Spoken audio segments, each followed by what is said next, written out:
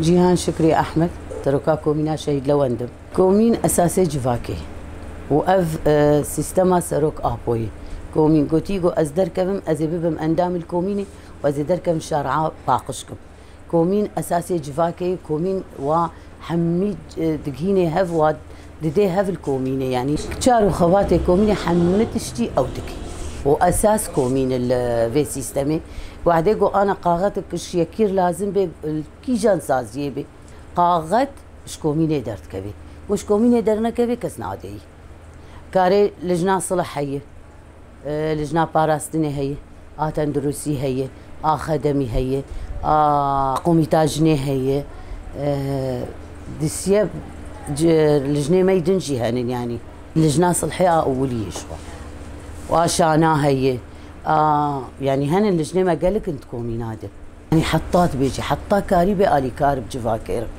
بعدين قلت دست انا مثلا انا ما بصلحة مشكلات هاد حطا جيتي الكومينة ام صافيتك قلت دستي ما دركت يعني ولا ما كاري بي ام دقهين اللجنة صلحية يعني ام لجنة جوري جدر في كومينة يجي ام دقهين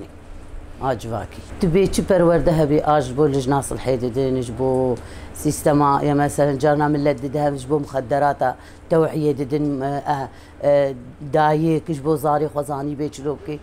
تشبر وردها بي يعني وابري خستن دكين مثلا انا لجنة قوميتا ما يجني هي جنا بري خستن دكي تشيك دكي يعني اف كوميت فكر حميرات زحمتي كوميني بتشك ملت وعدي مشك تشي بي مراسيمك تشي بي شهيدا مثلا جفينك تشي بي جارنا جي بتشك هنيك جواولو خودك شينا اف زحمتي ام تكشينا وجارنا جي لجني ما جي بتشكي تقصرين الناين يجا بس راستي ام لواتشي دكن ام دوي مثلا مشكله كاتي دوي وم بي ايجاتين يعني بخودي تشقا برورده تشي بي جملتر ولو ويكومين بسركفي يعني هنا جايين نظانن مثلا كونغراستارتشي يعني ام بجنكر ونشتن ما بحثا كونغراستارش وتشون تشد بيجن كونغراستارتشي يعني تقى بروردج من لتر فبي ولو يكومين بسركفي انه بقالي كاربن من لتر بحمد تشتير انه ولو اف مثلا وك انا مشكلات جيب ونقباجن وجيرانا بيت في مرو زاني بيجو مرو كاري بي ولا اف بيني جنوز لا مثلا مزلنا بي نقلوا كاري مادي نا معنوي يعني مرو قرك آلي كاربي من لتر ومرو دهندري جفاكي دبي مرو تقى زيارتها بكي وام دهندري جفاكي دبن ولو امي آلي كاربي نبواره مثلا تين بلا بين كوميني دوام بكن دوام تنا الإداري بلا بين كوميني جبوغو آلي كاربي بكوميني بحمتش قرك افتش الزود هبا فعلا جي كومي خوش دبي تجد بي يعني مثلا ما يجي اس كوميني فتكن برينه موظفين ما قلتين اهلا وسهلا ورودنين بكيف وبعج وبهافر مناقشه كان هفدود بينن افي موظف خدي هفدونا بينن انا الكوميني جا ما هفدونا عسكر انا هفدود بينن خدي في قرار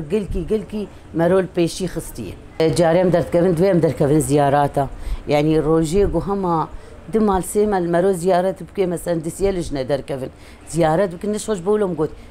تشيكا وطعي جفاكي زاني بي بيتر ويكوميل بيشتر كفي تقى زيارتي كومينا المالا ابي ولو تشيتر هم مال برورده دبي وسيستمي نازدكي هنك جي سيستما ما نزانن راستي قو بعدين تكفن نافوادو ام تشتغلن يعني قلكي كيف خوش دبن وقلكي تشيك دبن بالسيستما سروب ده انه فا افتشت هي هما از بري قوستي كفن كار من نزاني بالسيستم بشتي من السيستم فيمكر برب العالمين قو اف عقليمي اولي بازي انا الشيبه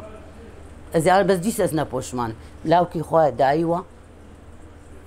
لايواي ويك جمر دلاي من يك جوار يك جمر ابدا وازنا بوشمان وخسكا اف سيستم بري كل صالي ناس قربه وعمرين بينجي خسكا بري كل صالي ناس قرب دا خوازيام يعني كوميني خوشتر ببي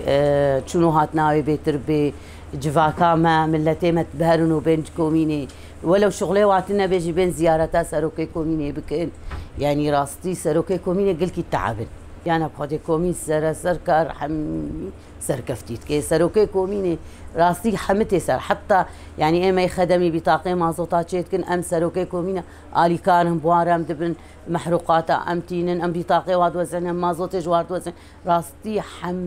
حتى بطاقه جي الكوميني هبي صار جديد بي جو ام سروكي كوميني دعوت كن تجوار دادقري وانا هلي ليلى عمر سليمان كومينا شهيد شفقرم شخوا ام الكوميني كارتكن از هفسروكايما وكاري كومين جواكية كوم كرنا ملتا ملت تي كوميني يعني تبس غريكي ملت هبي الكوميني تي چارة سركرن كومين جگلك لجانا تي آوا کرن لجنا خدمي تي ده هيا لجنا صلحي هيا جوهري هيا هر کس باركي خو بيدرابي لجنا صلحي مشكلك هبي دنقبا مالباطا ده نقبا جنو زلام ده هبي لجنا صلحيت كفيه ده چارة سرتكي اب صلحيه اما جوهريجي ام تم شيارن مثلا اي جوهري درباسي تاخاد بن تنسيقي بسروكا كومينير دكن ام درباست بن مثلا سيارك مشبوه وري انسانكي امزان بن صفتك داعشتي ده هبي جوهري بكاري خوتي ده درابي تنسيقي بكومينير دكي لجنا خدمي جي اركي ويناكي مازوطه تشتي خدمي بيفا جريداينا آفا نانا مازوطه اف تشتي خدمينا اما بسجريكا اساسي جي الجمع وكوميني ده براسي ام جرما يعني هاوين بسرمدتي ام قلكي استنجيه جبو ام تخوازن مثلا طاقه بيدانيش كوميناتا حمكيره قشتي كوميناتي مي قامش لورا طاقه بيدانين مثلا لوازمي كوميني مثلا كرسينا طاولنا اما مكيفك بيدانين جوارا طاولنا باق جوارا ورن ام بيتشتيج اداره خود خوازن و ام تخوازن مثلا دمي بيجيش بو كومينا پروردتي ده چي بن پرورده جيش بو ملت شيار ببي يعني هي ملتي ما هنك جي هي ذهنا ذكوري بواره هيا براسي ام تخوازن كوميني ما بيش كفن درنگي پرورده ده جبر سروك دبيجي دبي پرورده ام تخوازن ملتي ما فيري پرورده ببن و تشيجي سر كومينا بي خوستنا محاضرن وان بيجن ساعتا اداري خوش پروين جميل شخو ام جباجاري قام شلونه از ريبريا كومينا شيد راحدم غرينيا كومينا وك سروكاتي غوتيه يعني كومين من قها جواتي سرو غوتي از دركم ازيبم اندامك جي كومين نغوتي زيبم ريبرك يا تشتا غوتي زيبم اندامك جي كومين دسبيكت إدارة كوي هي إدارة جي أو دهب سروكن هوالك جنة وهوالك زلامة يعني أب إدارة جي لجاني ويهنة لجاني ما جي لجاني ما خدمينه لجاني ما صلحينه لجاني ما باراسنينه لجاني ما قوميتا پروردية پرانية خوا أب قوميتا دبن سيوانا و هف سروكا كار دكن يعني مينا كاوي لجنا خدمي چه كاري وي د كوميني دس مينا كاوي شارع خراب به بيفراد به مازوتا ماي كوميني تي بيفراد به پزگريكي مينان درد كارن اف تشتي ولو درد كارن اف لجنا خدمي بيفراد به اما تكميله جي دغه اداره جي سر سكن او جي تكميله خود جينه مجلسات تاخي لجاني مي صحه هنه مينا كاوي يعني بس غريك دركتن ضمن كومينه درفي كوم جغرافيه ما هنا امجر بجغرافيه كومين نجي مثلا مينا كاوي بين صد مالن هناك حزار ود صد مالن هناك اف غريداين كومينا او بس غريك نقبه دمال باطا دركت ام جي وك اداره ام لجاني خوي صحه ام دخل تفعيله ام دبيجن هرن يعني اف بس غريك هي بقدر الامكان هو كارمن وني حل بكن شاما يعني دكذن نام ملتي هنكي او يعني كي ماديا كيماني الجمها بيج مينا كاويجينك زلامك العرضي بقدر الامكان ام كارب يعني قور درفتي ما ام كارب المساعده فايساني رولو بك اللي جاني ما يصحى درت كافن فيكاري باراستنجي وكون زانن باراسنا تاخيه باراسنا كوميني بس غريك مينا كاوي يعني ام نابي او قدر انا ام وك ام تعرض بون وك اداره تشتكي يعني بس غريقك هاد بيش ياما ام كان بليجانا خوي حمايه تشتغل انت يعني افجي كاري وانا يا جوانا او جوان دكومينه تشدكن جوان كاري خودكن تشلكي خودكن تفليبوني تشدكن دقين جواني تاقي دكفن زيارتي مالا دخوازن جوانا تفلي كار بكن يعني جواني ما ابن اما امجي وكومين ام بزيارتي خوفرا دبن يعني ام آمدن الشف ورو يعني نتليفوني ما ام آمدن ام حاضرن ام خدمتها في ملتي داني نب شف وروجا خو ام دكن يك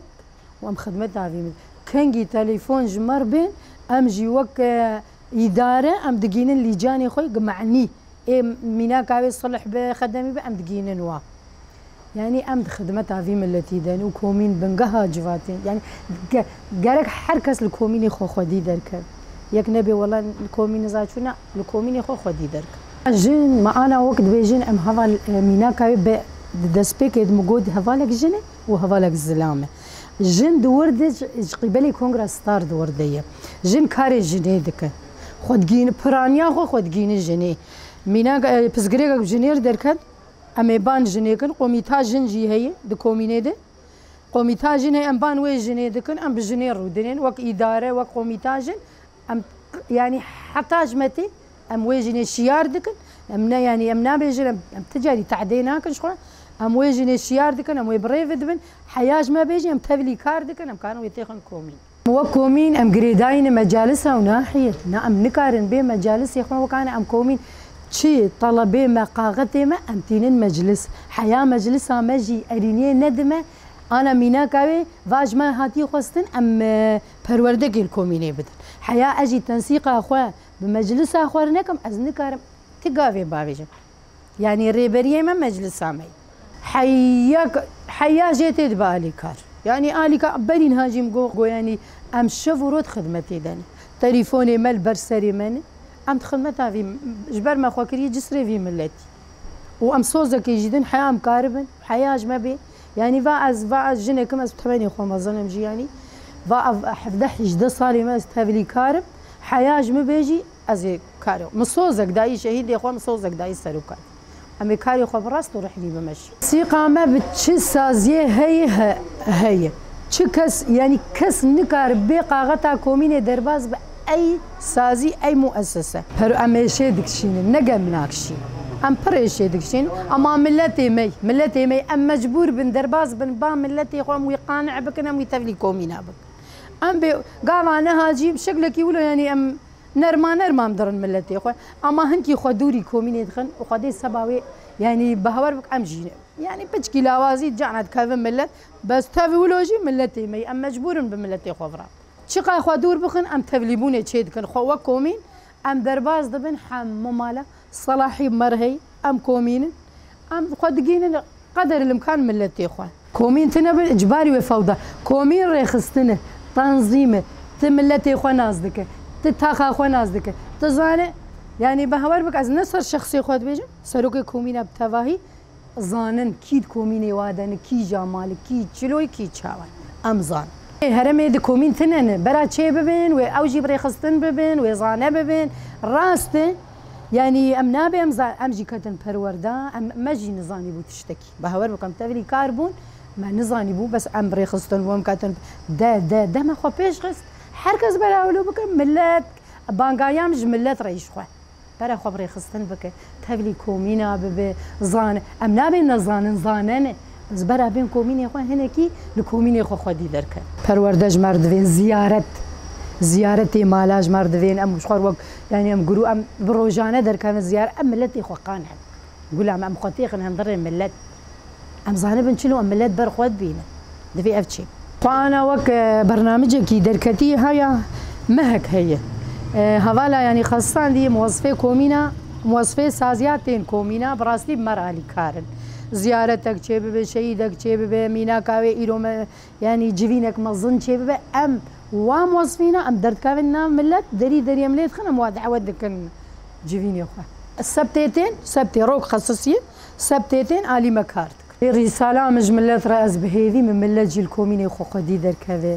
يعني رانزي هيدي يعني قالك جي انا مدبينين دمالي اجي وك جن وك حركتها جن ازبان دكم ازبان جنادكم اف جني المالي